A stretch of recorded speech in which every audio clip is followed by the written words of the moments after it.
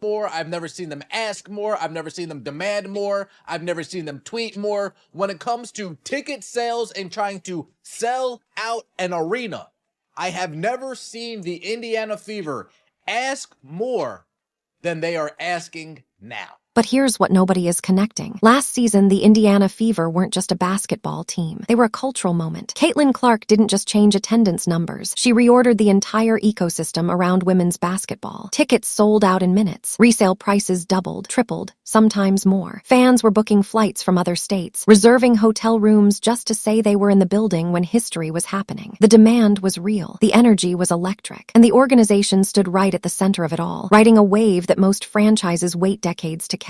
And then, almost without warning, the wave stopped. Not gradually, not slowly. Stopped. Right now, as a new season approaches, seats are sitting empty in a building that once couldn't give tickets away fast enough. Upper-level sections still available. Mid-tier seats in the $300 to $400 range collecting dust. Premium courtside spots, priced between $700 and $900, barely moving. Even preseason games, games that don't count, games where star players barely log real minutes, are listed as high as $280 and still not selling out. On paper, that should be impossible. This is Caitlin Clark's team, the most talked about player in women's basketball, the one the league built its promotional machine around. And yet the building isn't full. So what happened? The easy answer, the lazy answer, is to blame ticket prices. And look, pricing matters. The cost of living is up. Entertainment is usually the first thing people cut when money gets tight. That's just economics. But here's where that argument collapses on itself. Those same economic pressures existed last season, and fans were still showing up. They were paying inflated resale prices without blinking. They were traveling across states, burning vacation days, spending far more than face value, and they were happy to do it. So if the financial conditions haven't dramatically changed, then something else has. Something the front office may not fully want to acknowledge. Something that has the entire fan base asking one very uncomfortable question out loud. And that question is starting to have a name attached to it. Stephanie White. You want to understand why Indiana Fever fans are withholding their money, their loyalty, and their presence? You have to start here. Because long before the ticket numbers started raising alarms, there was already a war brewing online. And the people firing the first shots weren't analysts, weren't journalists, weren't rival fans. They were Indiana Fever fans, Clark's fans, the same people who had made this franchise a sellout sensation. The criticism started small, observations, really. Comments about possessions where Clark barely touched the ball. Questions about why a player who built her entire career as a high-usage playmaker, someone who controlled the pace, ran pick and roll, fired off deep threes at will, was suddenly standing in corners while other players initiated the offense. It was noticeable enough on its own, but it escalated quickly, and the fan base didn't stay quiet. Online, the debate became a referendum on Stephanie White's coaching philosophy. Were her decisions building a more complete team, distributing the load responsibly? Or was she fundamentally misusing the one player who had put the entire organization on the map? Fans dug into film. They clipped possessions. They posted side-by-side comparisons. And the consensus forming in large parts of the fan community was damning, that the system was asking Clark to adapt to it, rather than the system adapting to her. To be clear, these are fan interpretations, reactions from people watching games and drawing conclusions from what they're seeing on the court. This is not confirmed strategic intent from the coaching staff, but perception is its own kind of reality. And when enough people start pointing at the same thing over and over, across different platforms, across different audiences, that perception begins to define the conversation. And now the front office is watching all of it. Every post, every thread, every fan account with 50,000 followers calling for change. And according to reporting and the growing chatter circling the league, the organization is not just irritated, they are furious. Because in their view, the fans attacking Stephanie White are the reason the narrative around this team has shifted. They believe the criticism is unfair, that it's driven by a subset of Clark superfans who don't understand roster construction, who don't appreciate the complexity of building a winning team, and who are burning down the very franchise their favorite player calls home. That's the position the Fever front office has reportedly been holding, and it's creating a fault line that is splitting everything right down the middle. When the criticism reached a boiling point, the organization didn't stay silent, and that decision, to push back publicly, may have made everything worse. Dunn's comments entered the conversation and immediately lit it on fire. Remarks about managing the process, about dismissing certain criticism as noise, about defending the organizational approach, those statements were meant to project confidence. Instead, they projected something else entirely. entirely. To fans who had already spent a season feeling like their concerns were being minimized, hearing leadership label their frustration as essentially overreaction, or worse, complaining, felt like a door being slammed in their face. And here's why that matters beyond optics. Fans don't just want to be agreed with, they want to feel like they're being heard. There's a fundamental difference between an organization saying, "We hear your concerns and here's our thinking," versus, "Your concerns are noise and we're moving forward." One builds bridges. The other builds resentment. The front office's anger at fans for attacking Stephanie White is understandable on a human level. Nobody likes watching their coach get torn apart online. But the fans attacking White aren't attacking her in a vacuum. They're attacking her because they believe the on-court experience she's creating is the reason they no longer feel confident spending money on this team. Their criticism of the coach is directly connected to their decision to not buy tickets. These two things are not separate stories. They are the exact same story. And the front office's refusal, or inability, to see them as connected is part of why the situation has escalated to where it is right now. After a season filled with controversy, the off-season was supposed to be the reset. The chance for the Fever to signal, loudly, clearly, that they understood what went wrong and were building toward something different. Instead, according to a large portion of the fan base, they got the opposite. Roster moves raised eyebrows. A noticeable lean toward adding more guards to a team that already features one of the highest usage playmakers in the league prompted a simple but pointed question. If you already have a player who needs the ball in her hands to do what makes her great, why are you surrounding her with more players who need the same thing? Draft discussions sparked similar debates. Fans analyzing positional needs felt the team passed on size and frontcourt depth in favor of more backcourt options. Again, a choice that seemed to work against the player the franchise is built around. None of these decisions are proof of anything sinister. Roster building is complex. Development timelines don't always make sense to outsiders. Coaching staffs see things in players that never show up in fan debates. But perception, again, is doing real work here. And the perception forming in the most vocal parts of the Fever fan base is that the organization is not fully committed to building around Caitlin Clark's strengths. That the structure being built around her is one she'll have to adapt to, not one designed to make her unstoppable. And when those doubts layer on top of each other, the on-court experience from last season, the lack of clear injury communication, the coaching controversy, the public pushback from leadership, the off-season roster questions, you're no longer dealing with one frustrated fan. You're dealing with a movement, a fan base that has collectively decided to withhold trust until something forces them to change their minds. Here's what makes this situation so precarious. The Fever still have the most valuable asset in women's basketball. Caitlin Clark's name alone generates attention that most franchises cannot manufacture. The spotlight didn't leave. The interest didn't disappear. But attention and loyalty are two fundamentally different things. Attention brings someone in once. Loyalty brings them back season after season, through losing streaks, through injuries, through the moments that don't look good on a highlight reel. And loyalty is built on trust. The belief that if you invest financially, emotionally, you will get back what you came for. Right now, that trust is cracked, not shattered. Cracked. And that distinction matters because cracks can be repaired, but they require acknowledgement first. You cannot fix a crack you're pretending doesn't exist. And the more the front office positions its anger outward, toward fans, toward critics, toward the people calling for changes to Stephanie White's system, the less energy is going toward the thing that actually matters, rebuilding the belief that this team is worth showing up for. Here's the part that nobody inside that organization seems to want to sit with. The fans attacking Stephanie White and the fans not buying tickets are not two different problems. They are one problem expressing itself in two different ways. One is loud, one is quiet, but both are saying the same thing. We don't trust the product we're being sold. And when a fan base built on the kind of passion that once made Indiana Fever tickets impossible to get reaches that conclusion, even partially, even temporarily, it doesn't stay quiet. It spreads. It shapes how new fans decide whether to engage. It shapes how existing fans decide whether to renew. It shapes the entire emotional atmosphere around a team that can only afford to lose one thing right now, and that thing isn't games, it's belief. The front office can be angry. They can label the criticism unfair. They can defend Stephanie White publicly and stand behind every roster move with full conviction. That's their right. But none of that changes what the seats look like right now. None of that explains why a home opener that once sold out in an hour has visible availability with days to go. None of that addresses why fans who were once desperate to be in the building are now choosing, deliberately, rationally, consciously, to wait and see. The war between the Fever front office and Caitlin Clark's fan base didn't start with a tweet. It started the moment fans felt like something they loved was being slowly taken from them, and the people in charge told them they were wrong for noticing. That war is still going. And right now, the empty seats are keeping score.